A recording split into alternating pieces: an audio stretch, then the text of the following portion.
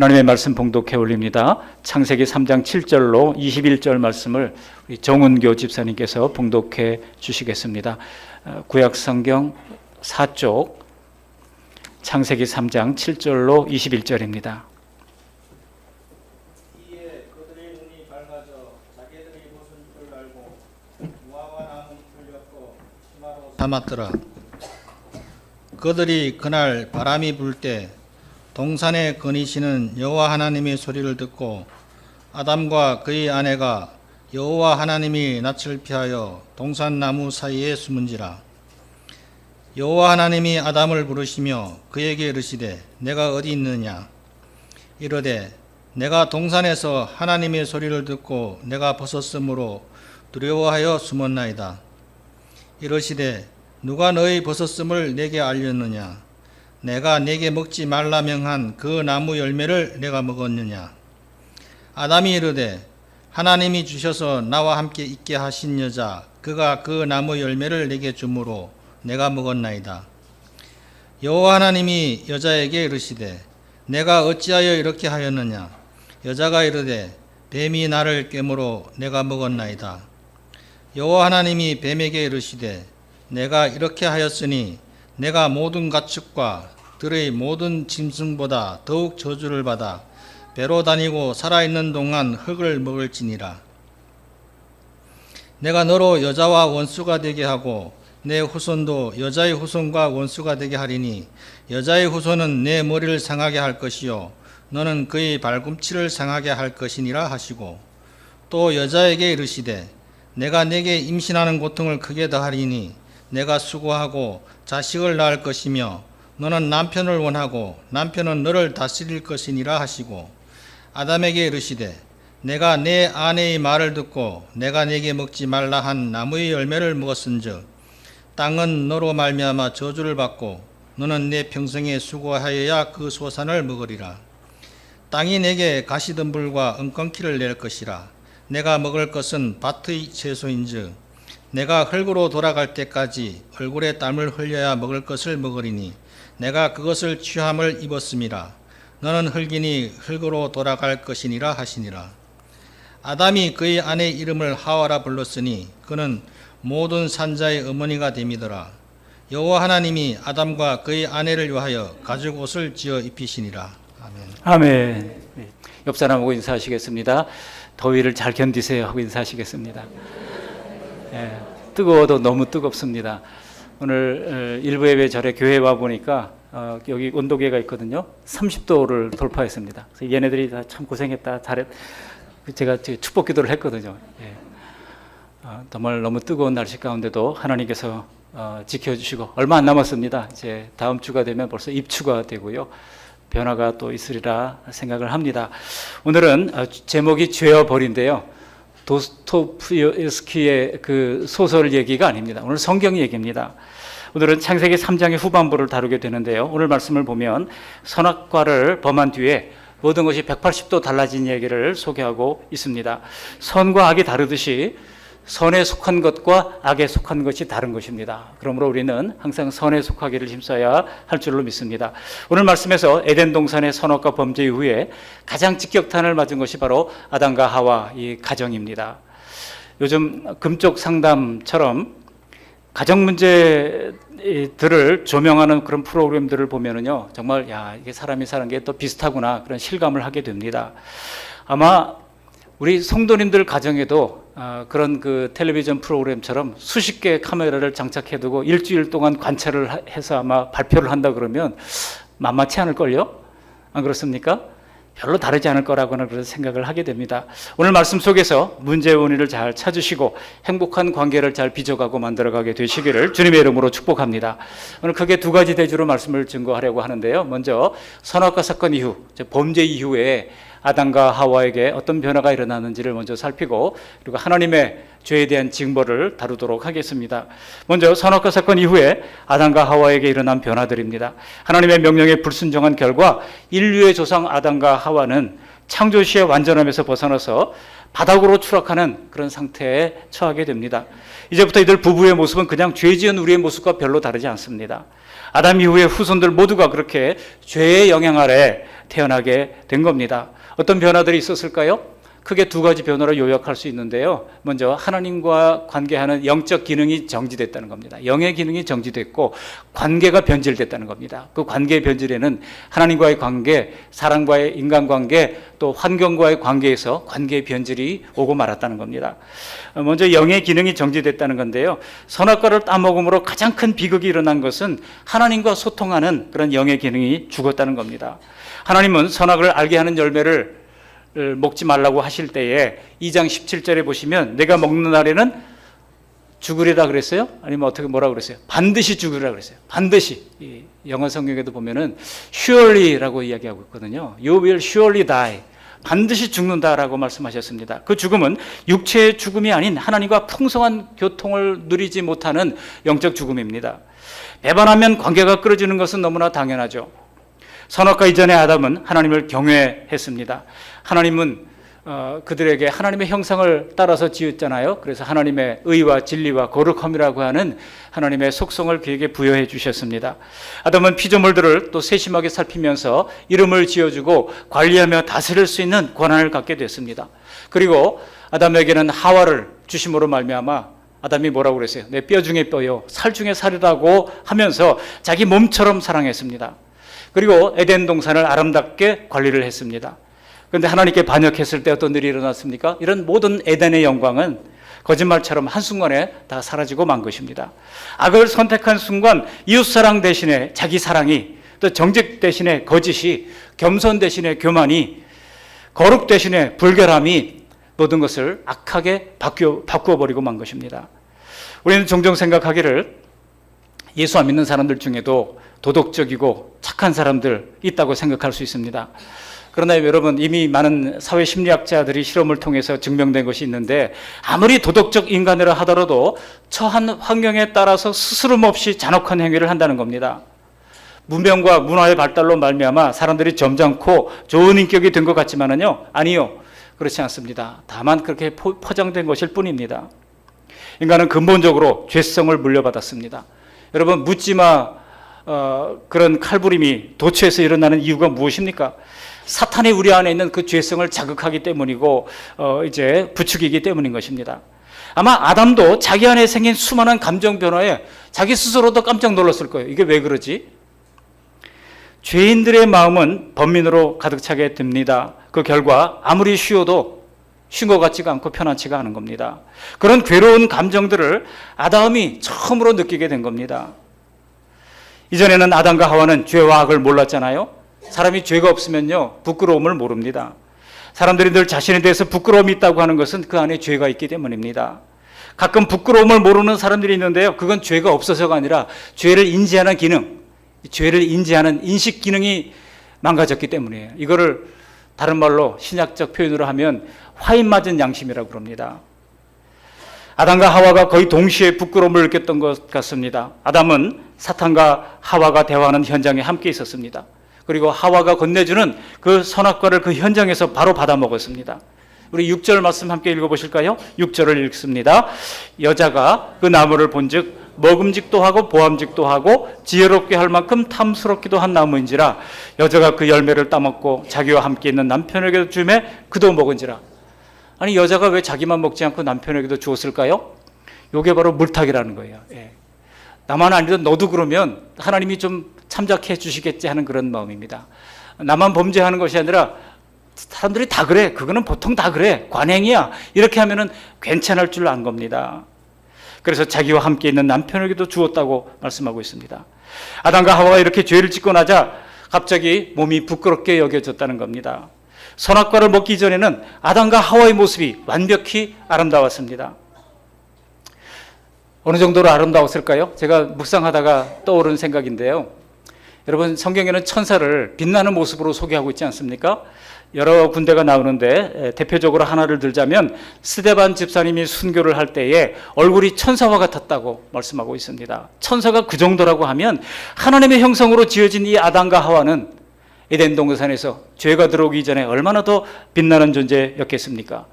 아마도 벗고 있었다고 했지만은 벗고 있는 게 아니라 광채를 입고 있었던 것 아닌가 그런 생각을 해봅니다. 우리도 때때로 사람에게서 광채가 난다고 하는 말을 종종 하지 않습니까? 사람이 첫눈에 반할 때도 그 사람에게 마치 광채가 나는 것 같았다 말하곤 합니다. 그런데 아담이 범죄하는 순간 하나님과의 관계가 끊어지고 그 빛나던 광채도 사라지고 만 것입니다. 아담과 하와가 왜 갑자기 수치심을 느꼈겠습니까? 죄의 본질상 죄책감 때문에 오는 수치감도 있었겠지만은 하나님을 아는 빛이 없으니까 아무리 자신을 꾸민다고 할지라도 그저 썩어질 육체뿐인 것입니다. 우리가 성령 충만할 때도 얼굴이 밝아지고요, 광택이 나는 것 같지 않습니까? 오늘 아담과 하와가 하나님이 주신 자기의 몸을 부끄럽게 생각했던 것은 이렇게 죄로 몰락한 상태를 말해주는 것입니다. 아담이 범죄한 이후 이전의 모든 영광을 잃어버렸다면 우리는 어떨까요? 우리는 성령으로 거듭난 영과 아담의 타락한 죄성을 둘 다 가지고 있는 겁니다. 그래서 그 중간에 어딘가에 다 이 스펙트럼 속에 우리가 들어있는 겁니다. 날마다 하나님의 말씀과 기도로 영성을 잘 관리해 나가는 사람이라면 우리는 성령 충만해서 또 이 거룩한 그런 삶 쪽에 가까이 가겠지만은 늘 그렇지 못하다고 하면 아마 바닥 수준으로 내려와 있을 수도 있습니다. 성령 충만해서 영으로 사느냐, 육체의 소욕으로 사느냐, 그 사이 어딘가에서 우리의 신앙의 수준이 결정되는 것입니다. 영으로 산다고 하는 것은 한마디로 하나님의 말씀대로 순종하며 사는 것입니다. 아직도 사람이 믿고 보기 싫다고 하면 그냥 육체의 소욕으로 산 결과일 겁니다. 그러나 아무리 그 상대가 밉더라도 내가 성령의 소욕으로 살고 있다면 어느 순간 그 사람이 불쌍하게 여겨지는 거예요. 안타깝게 여겨지는 겁니다. 그 사람을 위해서 기도하게 되는 겁니다. 그러므로 지금 우리가 어떤 상태로 사는지 우리는 스스로 우리 내면을 잘 살필 필요가 있습니다. 오직 말씀대로 순종하며 선을 택하며 살아가는 우리 모두가 되시기를 주님의 이름으로 축복합니다. 이 영의 기능이 정지된 것이 바로 타락 이후의 첫 번째 변화입니다. 두 번째 변화는요, 관계의 변질이 왔다는 거예요. 관계의 변질이 어떻게 왔습니까? 하나님과의 관계가 변질됐고요, 인간관계가 변질됐습니다. 또 환경과의 관계도 변질됐습니다. 우리 8절 말씀을 함께 읽어보실까요? 8절입니다. 그들이 그날 바람이 불 때 동산에 거니시는 여호와 하나님의 소리를 듣고 아담과 그의 아내가 여호와 하나님의 낯을 피하여 동산 나무 사이에 숨은지라. 범죄한 바로 그날 아담과 하와는 하나님의 낯을 피해서 숨었습니다. 여러분, 누구든지 별로 내가 좋아하지 않는 사람을 만나기가 싫어서 빙 돌아가거나 아니면 슬쩍 피해 다니게 되는 경우들이 있지 않습니까? 보세요. 죄의 결과로 아담은 하나님을 싫어하고 하나님을 피하게 된 겁니다. 이것이 세상 사람들이 하나님 얘기를 그토록 싫어하는 이유입니다. 그러나 아담과 하와의 배신 뒤에도 하나님은 여전히 에덴 동산에 내려오셨습니다. 하나님이 에덴 동산에 거니실 때라고 말씀하고 있는데, 이 거닐다라고 하는 표현, 미트 예라크라고 하는 말은요, 분사형으로 계속 되어 있어서 이거는 한 번만 거닌 것이 아니라 계속 동산에 거닌 것을 말씀하는 단어입니다. 즉, 하나님은 아직 타락한 아담과 하와와의 교제를 끊지 않은 것입니다. 하지만 동산을 거니시는 하나님의 마음은 어떠셨을까요? 여러분, 우리도 자녀를 양육하면서 한두 번쯤은 자녀가 나를 가장 아프게 했던 그런 순간들이 있을 겁니다. 정직하게 잘한다고 생각했던 자녀가 거짓말을 했을 때, 혹은 크고 작은 사고를 쳤을 때, 어떤 문제에 휘말렸을 때, 일평생 자식을 키우면서 철렁거리던 그런 마음들이 한두 번쯤은 다 있었을 겁니다. 그런데요, 그런 부모의 마음을 다 모아놓는다 하더라도 우리 하나님 아버지의 마음에는 미치지 못할 겁니다. 아담이 배반은 아담 한 사람의 문제가 아니었습니다. 그것은 대표 원리에 따라서 하나님이 창조하신 모든 사람들이 하나님을 싫어하고 하나님께 적개심을 갖게 된다고 하는 그런 의미입니다. 여러분, 공동체 속에서 한 사람만 나를 오해하고 미워해도 얼마나 힘듭니까? 하나님은 신이시니 하나님은 괜찮을 거야, 하나님 그런 것 좀 괜찮을 거야 생각하면 안 됩니다. 예레미야서 우리가 새벽에 보고 있습니다만 하나님의 눈물이 있지 않습니까? 우리 하나님의 눈물, 예수님도 눈물을 실제로 우셨잖아요. 예수님께서 멸망당할 예루살렘을 내다보시면서 우셨습니다. 반면에 오늘 아담과 하와에게는 하나님과의 단절에 대한 아쉬움도 없고 후회도 없고 전혀 그런 것이 느껴지지 않습니다. 이것이 지금 죄인들의 모습 그대로 아니겠습니까? 아담과 하와가 하나님을 피해 숨었다고 하는 이 동사도 마찬가지예요. 이 베하바라고 하는 이 단어도요, 이게 미완료형으로 되어 있어가지고 계속해서 지금 숨어 있는 상태를 가리키고 있는 것입니다. 이로써 아담 이후 모든 사람들은 다 하나님의 낯을 피해 다니게 된 겁니다. 그러나 하나님은 숨은 자들의 이름을 부르십니다. 우리도 그렇게 하나님께서 이름을 불러서 하나님 앞에 나온 사람들 아니겠습니까? 하나님이 어느 순간 엄기홍 나와라 하고 부르셨을 때 우리가 나오게 된 거 아니겠습니까? 하나님이 어느 날 김수영 나와라 하고 부르실 때 주님 앞에 나왔잖아요. 아니신가요? 그렇잖아요. 그죠? 우리 옆 사람에게 한번 이름을 아시면 한번 이름 불러보시겠습니다. 시작. 이재섭. 잘 모르세요? 뭔가 물어보세요. 하나님이 우리를 부르십니다. 여기 9절 말씀 함께 읽어보실까요? 9절. 여호와 하나님이 아담을 부르시며 그에게 이르시되 내가 어디 있느냐? 내가 어디 있느냐라고 불렀어요.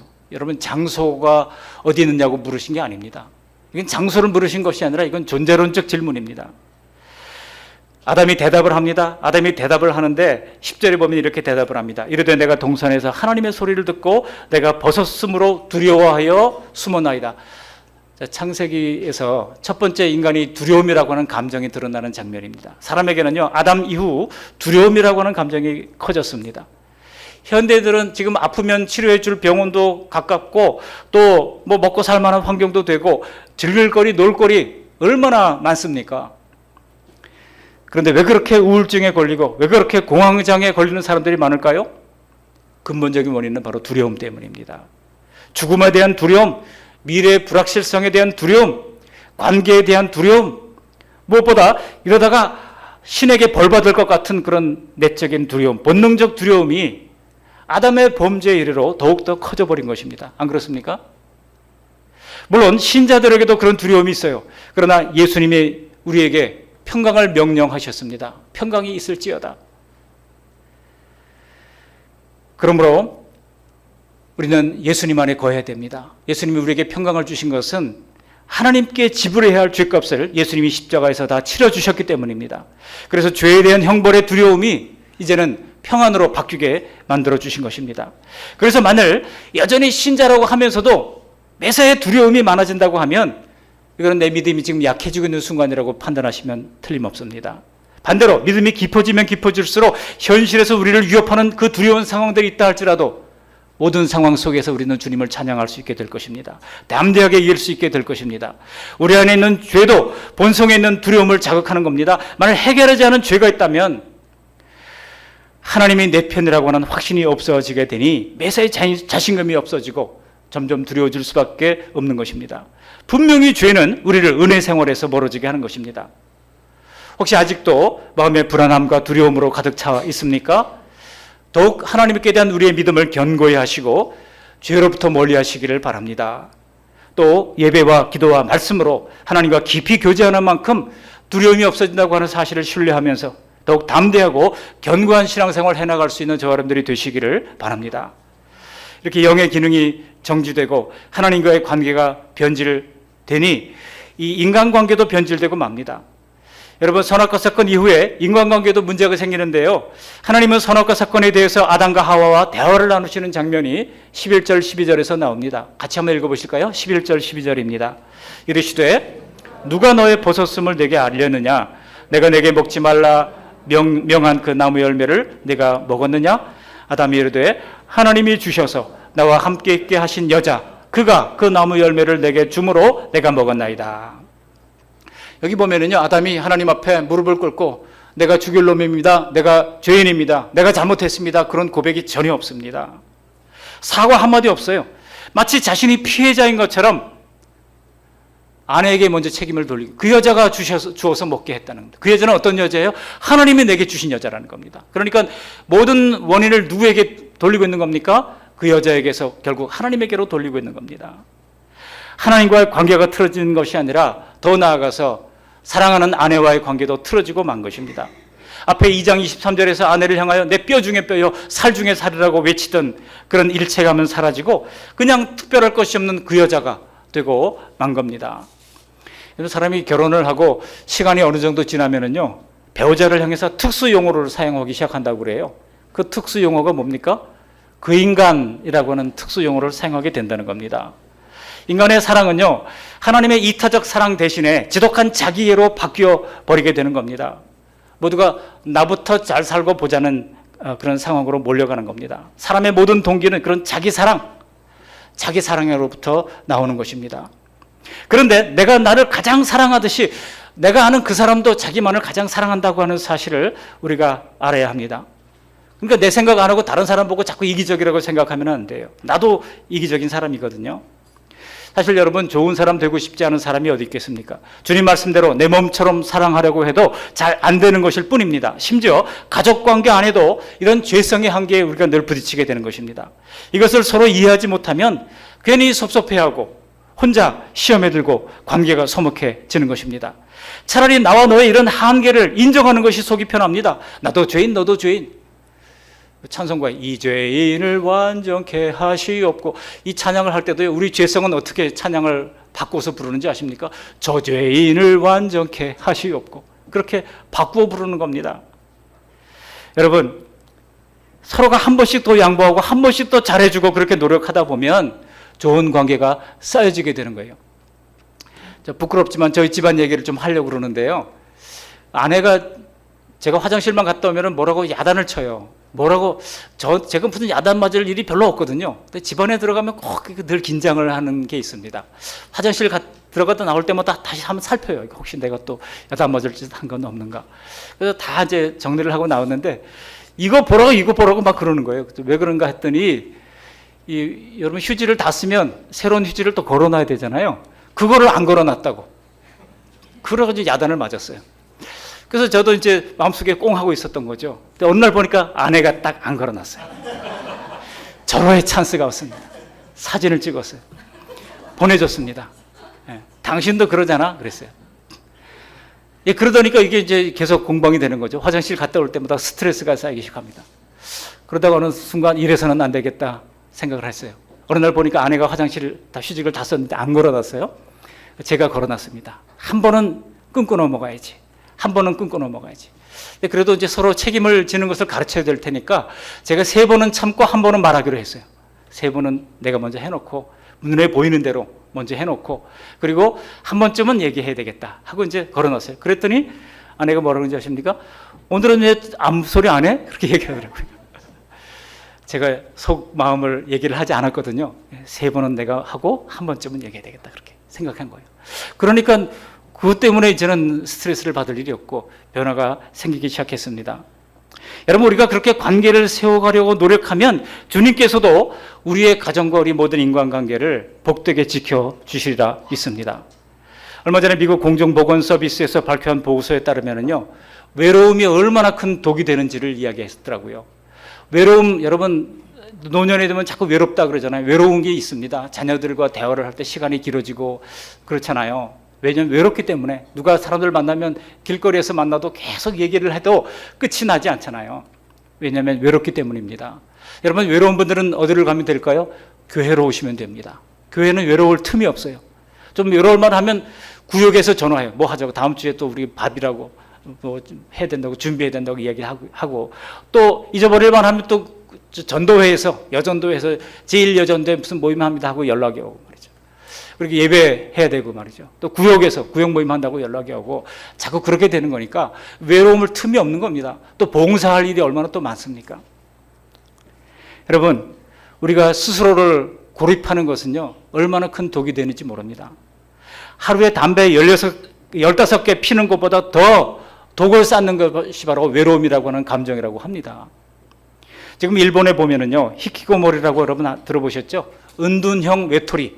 그런 은둔형 외톨이 히키코모리가 늘어난다는 겁니다. 10년 동안 한 번도 집 밖으로 나가지 않은 사람들이 있어요. 뭐 그래도 지금 충분한 환경 아니겠습니까? 택배로 모든 음식을 받아 먹고요. 그리고 밖에 안 나가도 얼마든지 살 수 있는 환경이 지금 돼 있습니다. 우리나라도 지금 늘어가고 있어요. 여러분, 하나님이 우리에게 주신 관계를 우리가 문을 열고 확장해 나가시고 그 관계 속에서 아름다운 관계를 잘 빚어가시기를 주님의 이름으로 축복합니다.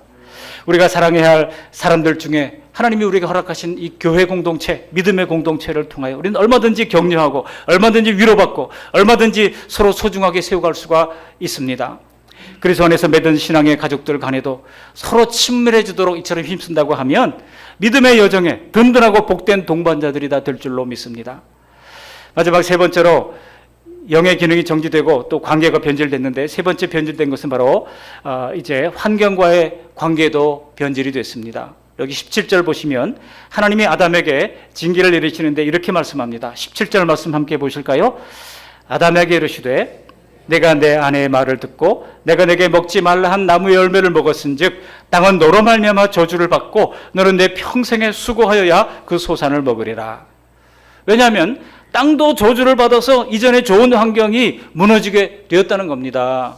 아담이 하나님의 말씀을 어기고 선악과를 먹으려고 결심했을 때는 자기만 생각하지 말았어야 했어요. 왜냐하면 대표 원리에 따라서 그 후손들이 다 동일한 그런 형벌을 받게 될 것이기 때문입니다. 이미 1장 28절에서 생육하고 번성하여 피조물을 다스릴 책임을 그에게 허락해 주셨잖아요. 그러나 아담이 악을 선택하고 죽은 영이 되자 모든 그의 후손들이 아담과 똑같은 죽은 영으로 태어나게 된 겁니다. 뿐만 아니라 아담에게 맡겨졌던 자연 환경들도 저주를 받게 된 겁니다. 왜 사는 게 고달프겠습니까? 수고하고 땀 흘려도 노력한 만큼 대가를 얻지 못하기 때문입니다. 종일토록 지치게 일해도 늘 수입은 풍족하지 않습니다. 세상은 점점 더 양극화가 심해지고요. 지금 하이테크가 계속 발전하면 발전할수록 세계는 양극화로 가게 됩니다. 그래서 놀라운 큰 부자들과 반면에 한 끼를 걱정해야 하는 그런 극빈층으로 갈라지게 된다는 겁니다. 일한 만큼 똑같이 먹고 살 수 없는 것도 바로 이러한 경제 환경이 왜곡되었기 때문입니다. 그러나 우리가 예수님 안에서 하나님의 뜻에 순종한다면 하나님이 우리에게 주신 땅도 변화되리라 믿습니다. 이게 제 얘기가 아니에요. 성경에 있어요. 어디 있을까요? 우리 로마서 8장 19절 말씀을 함께 읽어보시겠습니다. 로마서 8장 19절입니다. 피조물이 고대하는 바는 하나님의 아들들이 나타나는 것이니. 할렐루야. 하나님의 아들들이 나타나는 것. 여러분, 우리는 다 하나님의 자녀들입니다. 피조세계가 하나님의 자녀들, 곧 성도들이 나타나기를 고대한다는 겁니다. 왜 그럴까요? 바로 성도들을 통해서 피조세계도 다시 회복되기 때문입니다. 하나님께서 주신 우리의 모든 삶의 터전이 고쳐지고 또 복되게 빚어주시기를 간절히 축원합니다. 이렇게 변화가 나타났는데 하나님이 거기에다가 죄에 대한 징벌을 하십니다. 그 징벌의 대상이 누굽니까? 뱀으로 상징되는 사탄입니다. 그리고 또 하나는 이 죄를 범한 아담과 하와에게 하나님께서 징벌을 하십니다. 먼저 사탄에게 어떤 징벌을 내리실까요? 우리 14절 15절 전반절까지 함께 읽어보십니다. 여호와 하나님이 뱀에게 이르시되 내가 이렇게 하였으니 내가 모든 가축과 들의 모든 짐승보다 더욱 저주를 받아 배로 다니고 살아있는 동안 흙을 먹을지니라. 내가 너로 여자와 원수가 되게 하고 내 후손도 여자의 후손과 원수가 되게 하리니 여자의 후손은 내 머리를 상하게 할 것이요 너는 그의 발꿈치를 상하게 할 것이니라 하시고.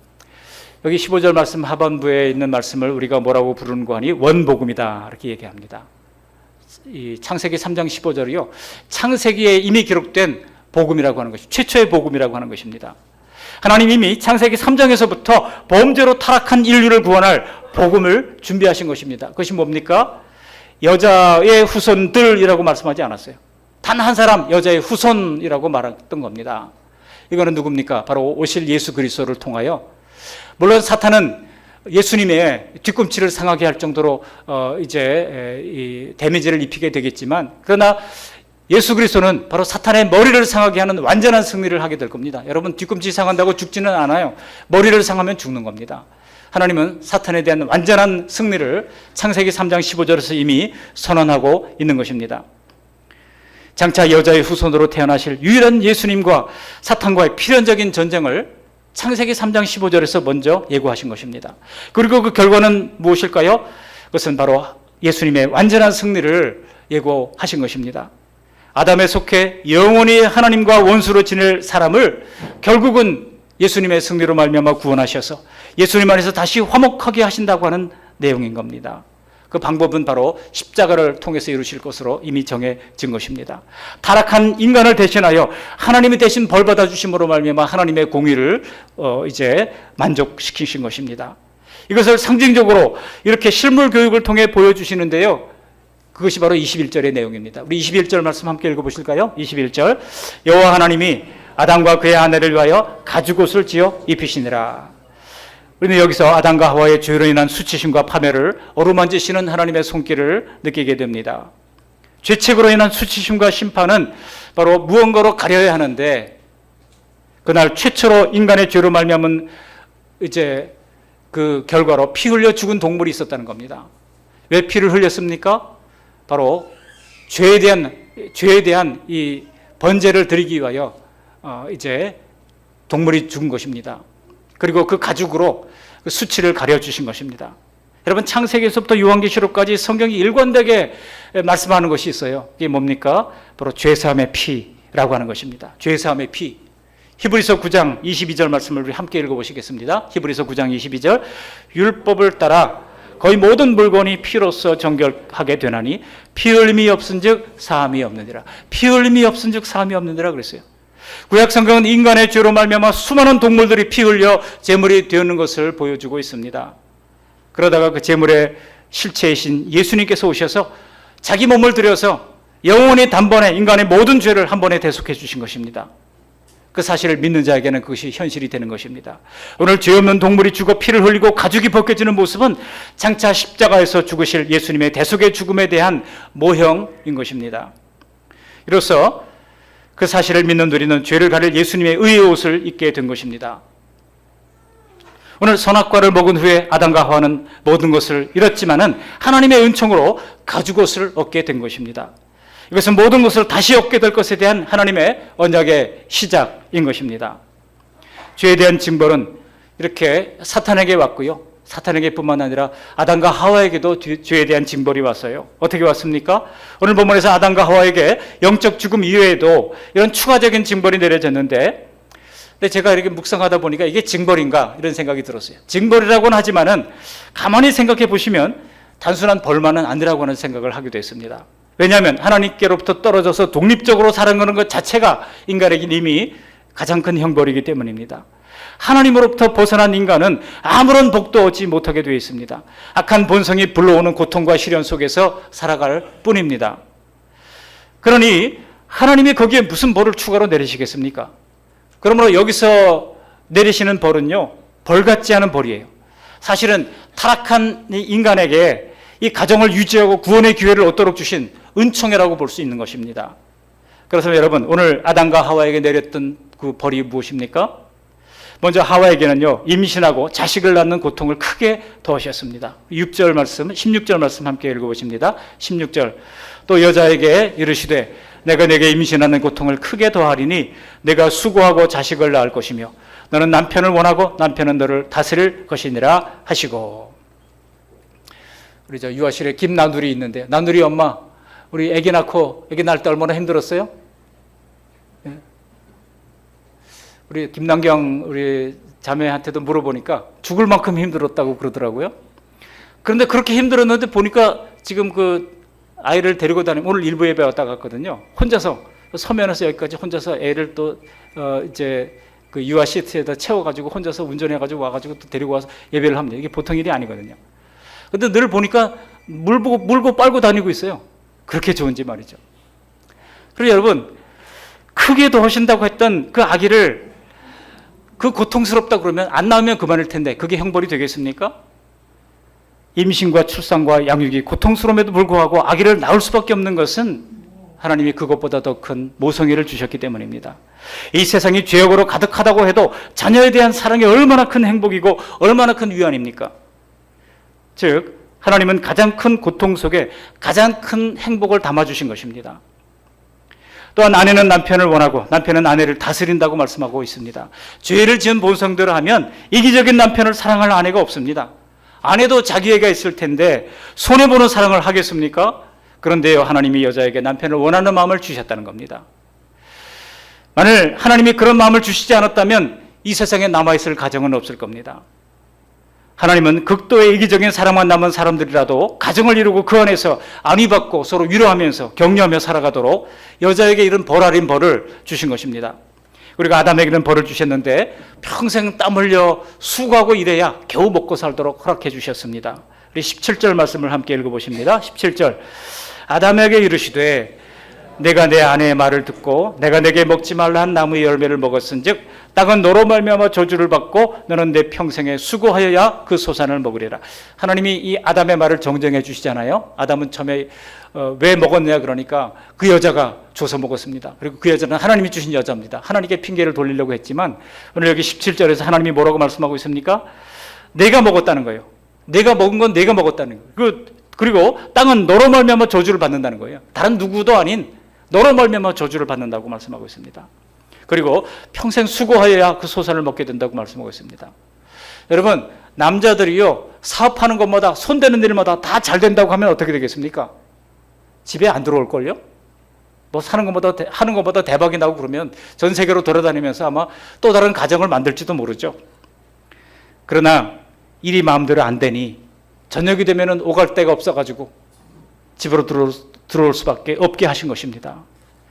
여러분, 남자들이 돌아갈 집이 여럿이라고 하면 이거 큰일 아니겠습니까? 그리고 사람들에게는 공통적으로 흙으로 왔으니 흙으로 돌아가라고 하십니다. 우리 19절 하반절에 보시면 너는 흙으니 흙으로 돌아갈 것이니라 그랬어요. 여기서 바로 우리가 사람이 죽으면 뭐라고 얘기하는 표현이 생겼습니까? 돌아가셨다, 돌아갔다 라고 하는 표현이 생긴 것입니다. 이것은 영의 죽음 이후에 육의 죽음을 내리신 것입니다. 사람이 땅의 인생을 죽음으로써 마치게 하신 것입니다. 히브리서 9장 27절에 한 번 죽는 것은 사람에게 정해진 것이요 그 후에는 심판이 있으리니 라고 말씀하고 있습니다. 아담에 대한 최초의 계획은 분명히 육체의 죽음이 없는 그런 구원이었을 겁니다. 그런데 이제는 인생의 곁에 죽음이 늘 함께 있게 된 것입니다. 그렇게 하심으로써 삶을 내게 주신 시간을 소중히 여기게 하시고 또 이 죽음이 있다고 하는 사실을 기억하면서 내세를 인식하고 살아가게 하신 것입니다. 여러분, 이 죽음에 대한 진지한 성찰은요 인간이 하나님을 찾고 구원으로 인도하게 되는 중요한 동기가 됩니다. 말씀을 정리합니다. 아담으로 말미암아 영의 기능이 정지되고 사람의 인격과 관계가 또 삶의 터전까지 모두가 다 엉망이 됐습니다. 아담의 인격은 악하게 변질됐고 하나님과 사람과의 관계, 자연과의 관계도 파탄이 나고 말았습니다.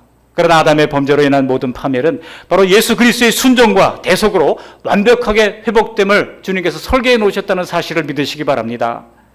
다만 우리들이 얼마나 거듭난 영의 소욕을 따라서 육체의 소욕을 절제하느냐에 따라서 이 땅에서의 행복이 다 달려있는 겁니다. 여러분, 관리하지 않는 꽃밭은요 굉장히 보기 싫습니다. 그러니까 산책을 이렇게 다니다 보니까 어떤 이렇게 그 도로 옆에 이렇게 뭐라고 써 있는 거 하니까 꽃밭이라고 써놨어요. 유필로 이렇게 꽃밭으로 써가지고 또 비가 오면 젖지 않게 이렇게 비닐로 감싸가지고 팻말을 해놨어요. 근데 전혀 관리가 안 돼 있어요. 그러니까 보기가 싫더라고요. 아, 이걸 뭐 꽃밭이라고. 누군가 아마 자발적으로 했겠죠.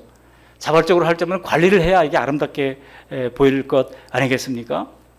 여러분, 꽃밭도 관리를 해야 아름답다고 하면 이 땅에서 행복도 마찬가지입니다. 우리가 성실함으로 노력함으로 잘 갖고 가야 얻을 수 있는 것입니다. 우리의 가정도 우리의 직장에서도 또 죄의 잡초는 다 뽑아내시고 관심과 사랑으로 잘 돌봄으로 말미암아 복된 처소로 만들어가는 저와 여러분들이 되시기를 주님의 이름으로 간절히 축원합니다. 아멘. 고마우신 하나님 아버지, 귀한 주님의 말씀 들려주신 것을 감사를 드립니다. 선악과 이후에 변화들이 많았습니다. 영의 기능이 정지됐고 하나님과의 관계, 인간과의 관계, 환경과의 관계도 변질되어 버렸습니다. 그러나 진노 중에도 주님께서 긍휼을 베풀어 주셔서 뱀의 머리를 상하게 하는 원래 원복음을 하나님께서 허락해 주신 것을 고맙고 감사합니다. 뱀의 머리를 박살내시고 아담과 하와에게 출산의 고통과 일의 고통을 더하셨지만 하나님 아버지, 여자의 후손으로 오신 예수 그리스도께서 뱀의 머리를 상하게 하는 완전한 승리를 믿고 거듭난 영의 소욕을 따라 살아갈 수 있도록 도와주심으로 말미암아 우리의 삶 속에서 깨어진 관계들이 하나하나 회복되는 역사를 체험할 수 있도록 복내려 주시옵소서. 예수님 거룩하신 이름으로 감사하며 기도합니다. 아멘.